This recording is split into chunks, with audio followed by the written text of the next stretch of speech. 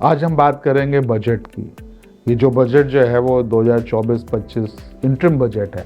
जैसा हम सभी जान रहे हैं कि भारत सरकार जो है वो इस इंटरिम बजट को इसलिए लाई है कि अब इलेक्शन ईयर है। इलेक्शन जो है वो अप्रैल मई में होंगे और ये बजट जो है वो इंटरिम बजट 2 महीने से 4 महीने तक इसकी वैलिडिटी होती है और एक गवर्नमेंट जो है वो उन्हीं कंडीशन में लाती है जिस साल में जो है वो इलेक्शन आने वाले हैं। तो हमको सबको पता है इससे बहुत सारी जो है वो गवर्नमेंट जो है वो के प्रति बहुत एक्सपेक्टेशन नहीं रखनी चाहिए, पर गवर्नमेंट इसको जो है वो कोशिश करती है कि इसको अगर इलेक्शन ईयर में बहुत सारी जो है वो ऐसे डिक्लेरेशन करे जो मन लुभावन जिनको हम कहते हैं, जिससे लोगों को अच्छे वोट्स पा सके। लेकिन ये सरकार ने जो है वो ये हिम्मत दिखाई है या कहते हैं वो इतनी कॉन्फिडेंस में है कि शायद उसी को आना है, तो बहुत सारे जो है वो लुभावनी चीज़ें इसमें नहीं बताई गई हैं। बड़ा स्पेसिफिक है, बड़ा ही जो है वो टू द पॉइंट है, जैसा एक इंटरिम बजट होना चाहिए। और कोई भी जो है वो इससे सरकार बची है कि बहुत सारी घोषणाएं इसमें की जाए और शायद उसने समझदारी दिखाई है या चालाकी दिखाई है कि आने वाली जो है वो सरकारें या जो भी उनकी अपोजिशन है वो जब कोई घोषणा करे तो उसके साथ वो घोषणाएं करें और बजट को इस जो है वो चुनावी वादों और घोषणाओं से अलग रखा जाए। तो आज हम बात करेंगे, मैं Mukesh Shukla, chartered accountant, chairman of institute for industrial development. आज डिटेल में बात करेंगे इस बजट में क्या है। स्पेशली हम लोग एंटरप्रेन्योरशिप डोमेन में बात करते हैं, तो एंटरप्रेन्योर्स के लिए क्या है, स्टार्टअप्स के लिए क्या है, इकोनॉमी के लिए क्या है, हम उस पर ज़्यादा फोकस करेंगे। टैक्स में कुछ ज़्यादा चेंजेस कुछ आए नहीं हैं, लेकिन कुछ डिक्लेरेशंस हैं, छोटे से रिफॉर्म्स हैं जिन पे हम बात करें। तो ये बजट जो है वो बहुत सारी चीज़ों पे इसमें बात हुई है। सबसे पहले बात हुई है जो है वो एक इंफ्रास्ट्रक्चर पे, एक क्या जो है वो गवर्नमेंट खर्च करने जा रही है। जैसे हम जानते हैं कि इंफ्रास्ट्रक्चर पे जब खर्च करते हैं तो वो पैसा सबके हाथ में जाता है। हम इसमें बात करेंगे किसानों के लिए क्या बात हुई है, इसमें बात करेंगे कि महिलाओं के लिए क्या बात हुई है, इसमें सोलर पे बहुत कुछ जो है वो हम ग्रीन इकोनॉमी की तरफ बढ़ रहे हैं, अपने कमिटमेंट की तरफ बढ़ रहे हैं, तो उस पर बात हुई है। यहाँ पे बात हुई है जो है वो टूरिज़्म पे बात हुई है। तो हम एक एक करके जो है वो एक एक पार्ट पे हम लोग बात करते हैं इस बजट में आपके लिए या एंटरप्रेन्योरशिप के लिए या इकोनॉमी के लिए या इकोनॉमिकल पार्ट में क्या चीज़ें आने वाली हैं, इस पे बात करते हैं। तो सबसे पहले शुरू करते हैं कि जब टोटल बजट एस्टीमेट जो है वो 2024 और 25 जो है वो क्या था। टोटल रिसिप्ट जो है वो अदर देन बोरोइंग जो है वो करीब 80 लाख करोड़ की बात हो रही है, जिसमें से जो है वो जो इनकम है हमारी जो है वो एक्सपेंडिचर के अगेंस्ट में वो 47.66 लाख करोड़ के पास रही है। तो जो डेफिसिट आ रहा है वो रफली इस टाइम जो है वो 5.8 रहा है, जो अच्छा है। और गवर्नमेंट ने इसको 2026 तक जो है वो 4.5 के लक्ष्य को जो है वो पाने का एक टारगेट रखा है, पर 2025 में इसका एक्सपेक्टेशन जो है वो 5.1 के आसपास रहेगा। धीरे धीरे जो है वो गवर्नमेंट अपनी एक्सपेंडिंग को थोड़ा सा रिस्ट्रिक्ट कर रही है। जो डेफिसिट है उसको जो है फाइनेंशियल डेफिसिट कम से कम रहे, उस तरफ से ज़्यादा ध्यान दिया जा रहा है। तो उनका जो है वो ये लक्ष्य भी अचीव करेंगे, वो 5.1 जो 2025 तक अचीव करना है और अल्टीमेट उनका लक्ष्य जो है वो उसको 4.5 तक ले जाना है। तो ये एक इस बजट में जो है वो डेफिसिट की पोजीशन है।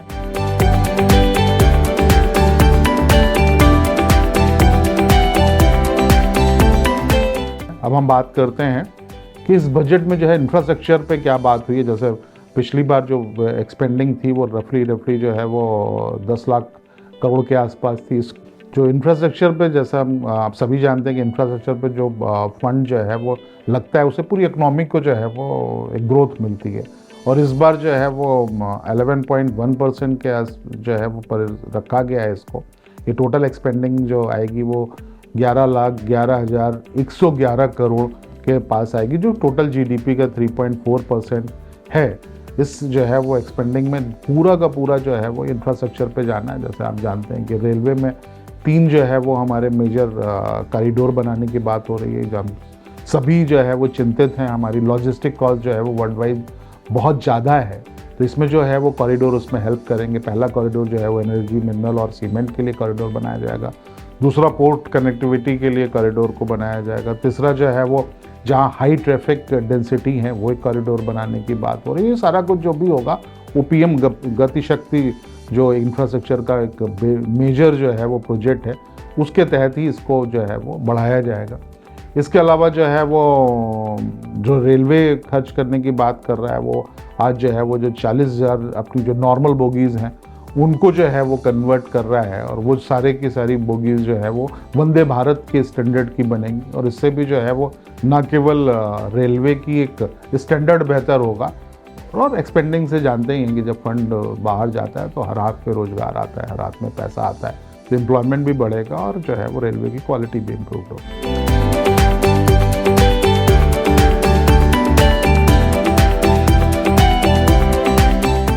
अब इंफ्रास्ट्रक्चर में बात करेंगे तो एविएशन की बात होनी चाहिए। एविएशन में जो है हम जान रहे हैं कि एयरपोर्ट के लगभग बढ़ते ही जा रहे हैं। अभी 149 एयरपोर्ट जो है वो ऑपरेशनल हैं। उड़ान स्कीम जो है वो बड़ी सक्सेसफुल रही है। आज जो है वो करीब 517 रूट्स पे जो है वो 1.3 करोड़ पैसेंजर हमारे हिंदुस्तान में उड़ रहे हैं।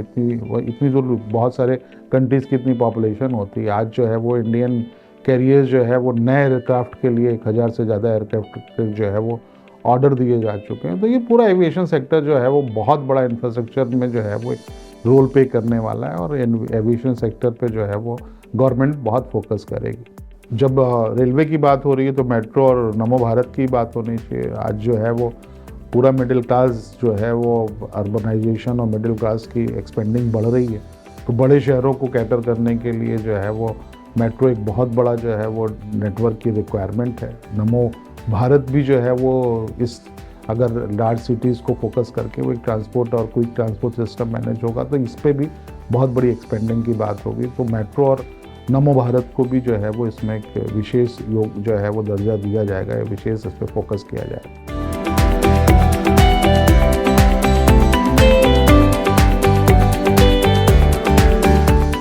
जब हम बात करते हैं टूरिज़्म की, तो टूरिज़्म में सबसे बड़ा जो है वो आज G20 के बाद 60 से ज़्यादा शहरों में ये जो है वो G20 कंडक्ट किया गया। तो ग्लोबल जो है वो मैप में वो 60 शहर आए हैं, और 60 शहर में अगर हमने इतनी सक्सेसफुली जो है वो G20 को एग्जीक्यूट किया है, तो एक वर्ल्ड में जो है वो एक मल्टीपल लोकेशंस हमारी ओपन हुई हैं, लोगों को पता चला है, और ये एक टूरिज़्म का बहुत फोकस एरिया हो सकता है। लेकिन जो हिंदुस्तान में सबसे ज़्यादा फोकस है वो स्पिरिचुअल टूरिज़्म पे हो रहा है, जहाँ पे जो शहर या जहाँ पे ऐसे स्पिरिचुअल जगह हैं वहाँ को उनको डेवलप किया जाए। और इसके लिए स्टेट्स को जो है वो सेंट्रल गवर्नमेंट ने इस बजट में फोकस किया है कि स्टेट्स को जो है वो इंटरेस्ट फ्री लोन देंगे, और ये इंटरेस्ट फ्री लोन जो है वो उनको स्पेशली इन्हीं जो है स्पिरिचुअल टूरिज़्म को डेवलप करने के लिए यूटिलाइज़ करना होगा। स्पिरिचुअल टूरिज़्म के साथ साथ जो है वो जितना भी हमारा पोर्ट कनेक्टिविटी है, जो आइलैंड्स हैं, उनको भी इसको डेवलप करने के लिए, एक्सप्लोर करने के लिए जो है वो इस फंड को लगा सकते हैं स्टेट्स। और इससे जो न केवल रोज़गार बढ़ेगा, जो है वो इससे इंफ्रास्ट्रक्चर भी बेहतर होगा, लोगों के जो लोकल लोग हैं उनमें एक लोकल एंटरप्रेन्योरशिप डेवलप होगी, और साथ साथ में जो है वो एक पूरा जो है वो फॉरेन एक्सचेंज भी आएगा, क्योंकि टूरिज़्म में बाहर से भी लोग बहुत आते हैं। तो इसलिए जो है वो स्पेशली इसमें टूरिज़्म को जो है वो फोकस किया गया है, और स्टेट्स को जो है वो प्रमोट करने के लिए उनको इंटरेस्ट फ्री डेब्ट की बात की गई है। और इसमें जो है वो जो आयरलैंड की जब बात कर रहे हैं तो लक्षद्वीप जो इतना आज चर्चा का विषय बना हमारे प्रधानमंत्री के जाने के बाद, उसको इस बजट में स्पेशली मेंशन किया गया है।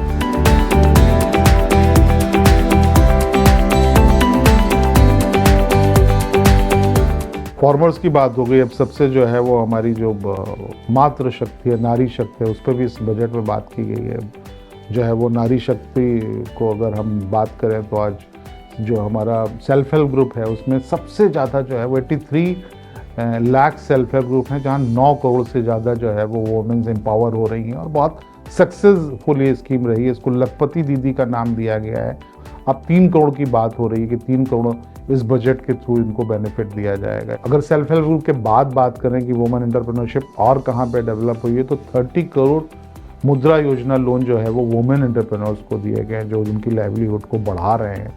तो इससे जाहिर होता है कि आज जो है वो वुमेन कितनी एंटरप्रेन्योर हो रही हैं, एंटरप्रेन्योरशिप की तरफ से कितना बढ़ रही हैं। इसके अलावा केवल हम अगर वुमेन्स की एजुकेशन की बात करें तो ये बहुत फोकस्ड रहा है, और पिछले 10 सालों में जो है वो 28% हायर एजुकेशन में जो है वो फीमेल पार्टिसिपेशन बढ़ा है। जो है वो स्टेम कोर्सेज जो है उसके लिए जो है वो वर्ल्ड में सबसे ज़्यादा जो 43% एनरोलमेंट इंडिया से जो है वो कॉन्स्टिट्यूट हुआ है, जो एक बहुत बड़ी बात है। तो वुमेन हर तरीके से जो है वो इस पर फोकस हो रहा है। गवर्नमेंट का फोकस है कि वो जो हमारी नारी शक्ति है उसको ज़्यादा से ज़्यादा जो है वो आत्मनिर्भर किया जाए, एम्पावर किया जाए, उसको जो है वो स्वावलंबी बनाया जाए और वो अपने पैरों पे खड़े होती है तो उससे पूरा परिवार जो है वो समृद्ध होता है। इसलिए इस सरकार ने जो भी अपना नारी शक्ति के प्रति कमिटमेंट है उसको जारी रखा है।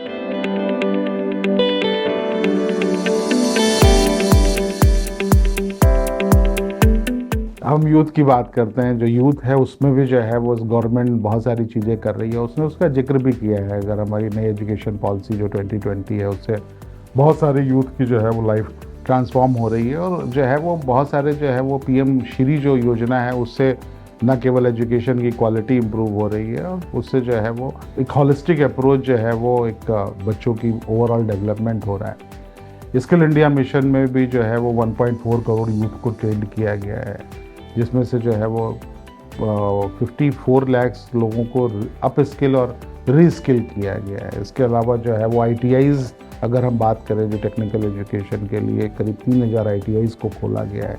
अगर हम हायर एजुकेशन की बात करें तो 7 IITs और 16 IIITs और 7 जो है वो IIMs को पिछले सालों में खोला गया है। मेडिकल में बात करें तो 15 AIIMS को खोला गया है। अगर हम यूनिवर्सिटीज़ की बात करें तो 390 जो है वो एजुकेशंस को जो यूनिवर्सिटीज़ को भी जो है वो नया ओपन किया गया है। तो ये पूरा जो है वो यूथ के लिए बात हुई है, उनके एजुकेशन सिस्टम को इम्प्रूव करने के लिए। इसके अलावा जो है वो PM मुद्रा योजना के तहत जो है वो 43 करोड़ लोन जो है वो दिए गए हैं, जो टोटल अगर हम उसका बात करें तो 5 लाख करोड़ के जो है वो इसमें एंटरप्रेन्योर्स को ये बेनिफिट गया है, यहाँ से जो है वो ट्रांसफ़र हुआ है। तो एक बहुत बड़ा जो है वो गवर्नमेंट ने बात की है। अभी कितनी फिगर्स कहाँ से आई हैं, कितना बेहतर है, इस पर हम कोई क्वेश्चन मार्क नहीं उठाते, लेकिन ये फिगर्स बजट में आई हैं। इसके अलावा बहुत सारे जो और स्कीम्स हैं, चाहे वो स्टार्टअप इंडिया हो, चाहे वो CGTMSE हो, चाहे वो जो है वो स्टैंड अप इंडिया हो, कुछ भी स्कीम्स हैं उनसे डायरेक्टली इनडायरेक्टली बहुत सारा जो है वो बेनिफिट यूथ को ट्रांसफ़र हुआ है। स्पेशली गेम्स की भी बात हुई है कि अगर इस बार जो है वो एशियन और एशियन पैरा गेम्स में भी जो है वो बहुत अच्छा अचीवमेंट हुआ है। तो इसमें कहीं ना कहीं गवर्नमेंट पॉलिसीज़ हैं जो हमारे युवा जो है वो एक इंटरनेशनल फोरम पे भी बहुत अच्छा जो है वो अचीवमेंट कर पाए। तो यूथ के लिए गवर्नमेंट ने अच्छा काम किया और उसका जिक्र भी इस बजट में किया।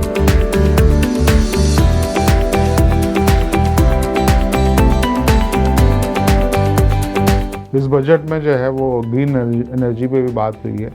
जैसे उनका आज हिंदुस्तान का जो भी नेट जीरो का कमिटमेंट है 2070 तक, जिसको जो है वो अचीव करना सारी गवर्नमेंट की बहुत बड़ी रिस्पॉन्सिबिलिटी है। इस पर धीरे धीरे हम आगे बढ़ रहे हैं। जो विंड एनर्जी है उस पर फोकस किया जा रहा है। 1 गीगावाट के लिए जो कैपेसिटी बिल्डिंग हो रही है उसमें जो भी वाइबिलिटी गैप है उसमें जो है वो फंड किया जाएगा। जो कोल का गैसिफिकेशन और लिक्विफिकेशन की कैपेसिटी को जो है वो 2030 तक जो है वो 100 मीट्रिक टन तक ले जाने की बात हो रही है।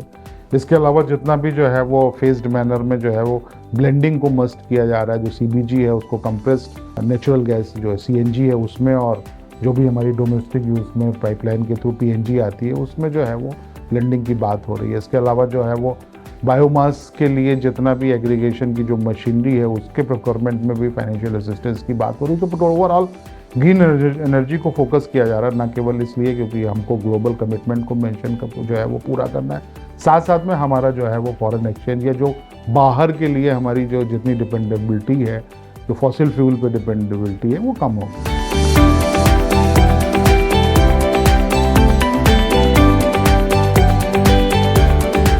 जब हम ग्रीन एनर्जी के कमिटमेंट की बात करते हैं तो जो है वो इलेक्ट्रिकल व्हीकल की बात होनी चाहिए। इलेक्ट्रिकल व्हीकल पे EV पे जो है वो बहुत फोकस है गवर्नमेंट का। स्पेशली गवर्नमेंट ने जितने गवर्नमेंट व्हीकल्स हैं उनको इलेक्ट्रिक में कन्वर्ट करने की बात की है। इसके अलावा जितना पब्लिक ट्रांसपोर्ट बसेज हैं उनको इलेक्ट्रिक व्हीकल्स में बात की है कन्वर्ट करने की। इसके अलावा जो है वो अलग अलग जितने हमारे ऑटोमोबाइल कंपनी हैं उनको फोकस किया जा रहा है कि ज़्यादा से ज़्यादा उनको सब्सिडी ग्रांट दी जाए, और पूरा ईवी का एक इंफ्रास्ट्रक्चर डेवलपमेंट करने के लिए भी गवर्नमेंट बहुत फोकस्ड है। तो ईवी पे फोकस जो है वो एक बहुत इस गवर्नमेंट का जारी रहेगा और बेहतर होगा। ज़्यादा से ज़्यादा व्हीकल जैसे जैसे आएंगे वैसे वैसे जो है वो ईवी इंफ्रास्ट्रक्चर भी मजबूत होगा, और इससे एम्प्लॉयमेंट के भी बहुत चांसेस आगे बढ़ने वाले हैं।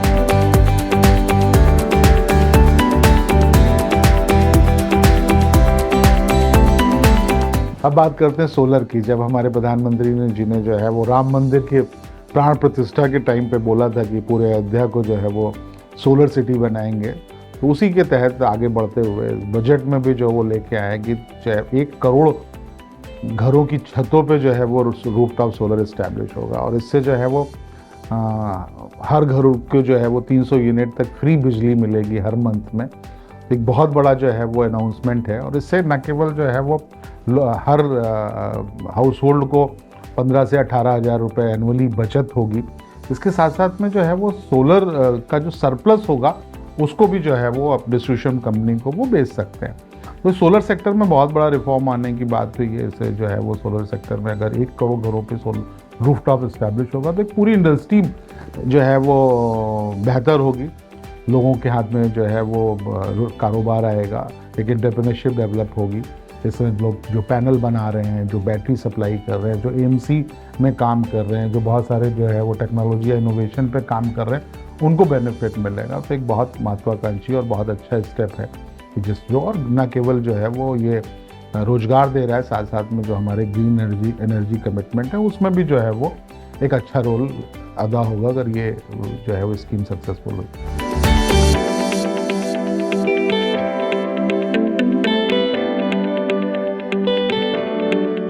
अब सबसे इम्पॉर्टेंट जिसके लिए लोग बजट का इंतज़ार करते हैं कि जो है वो बजट आएगा तो कुछ टैक्स में जो है वो रिलीफ मिलेगी या कुछ नए टैक्सेस लगेंगे, तो लोगों को इंतज़ार रहता है। पर ये इंतज़ार अब जो है वो ज़्यादातर कोई बहुत माने नहीं रखता है, क्योंकि जीएसटीज़ में जो है वो पहले ज़माना था जब जीएसटी और में बहुत फ़र्क आया करता था, पर जीएसटी में कोई चेंजेस नहीं आते, क्योंकि वो तो हर मीटिंग में जो है वो जीएसटी कमेटी की मीटिंग में ही डिसाइडेड होते हैं। तो अब अगर हम डायरेक्ट टैक्स की बात करें तो इस बार कोई भी जो है वो चेंजेस नहीं किए गए हैं। बस गवर्नमेंट ने अपनी जो है वो पीठ थपथपाई है कि जब वो 13-14 में उन्होंने टेकअप किया था इस गवर्नमेंट को, तो जो है वो उनकी लिमिट जो थी वो 2.2 लाख फाइनेंशियल ईयर में हुआ करती थी, उसको 7 लाख रुपए तक उन्होंने कर रखा था। तो जो सभी को पता है इतने सालों में जो है वो टैक्स कलेक्शन इतना बढ़ा है, तो अगर उन्होंने जो है वो बेसिक टैक्स एग्जेम्पशन लिमिट को बढ़ाया है तो अच्छा है, लेकिन इस बार कोई रिलीफ नहीं दिया है। सिर्फ जो है वो जो रिटेल बिजनेसेस हैं उनके प्रेजेंटिव टैक्सेशन होता था, जिसमें 2 करोड़ की लिमिट हुआ करती थी, जिसमें कोई भी उनको बुक्स नहीं मेंटेन करनी पड़ती, उसको 3 करोड़ कर दिया है। और जो प्रोफेशनल्स हैं जिनकी 50 लाख की लिमिट होती थी प्रेजेंटिव, उसको 75 लाख कर दिया। इसके अलावा कोई भी चेंजेस किसी भी तरीके के गवर्नमेंट ने जो है वो नहीं किए हैं टैक्स के, चाहे वो डायरेक्ट टैक्स हो चाहे इनडायरेक्ट टैक्स हो। एक छोटा सा बेनिफिट और उन्होंने एक्सटेंड अपनी पीठ थपथपाई है कि जब 13-14 में वो आए थे तब जो है वो नॉर्मल प्रोसेसिंग रिफंड में जो है 93 दिन लगा करते थे, अब उन्होंने बताया कि उसको 10 दिन कर दिया है। जो बहुत कुछ उनकी मेहनत है, बहुत कुछ टेक्नोलॉजी भी है जिसके इम्प्लीमेंटेशन से ये बेनिफिट, ये सुधार हुए हैं। एक गवर्नमेंट ने जो है छोटा सा चेंज और किया है, स्पेशली टैक्स के केसेस में, जहाँ पे बहुत सारी टैक्स डिमांड्स थी जो बहुत सालों से पेंडिंग पड़ी हुई थी। गवर्नमेंट उस पर अलग अलग स्टेप, मतलब उनके पास भी आउटस्टैंडिंग बैलेंस दिख रहे थे, जिसको उन्होंने ख़त्म करने की कोशिश की कि 25,000 तक जितनी भी डिमांड थी जो रिलेटेड टू जो है फाइनेंशियल ईयर 2009-10 से रिलेटेड है, उनको जो है वो ख़त्म कर दिया है।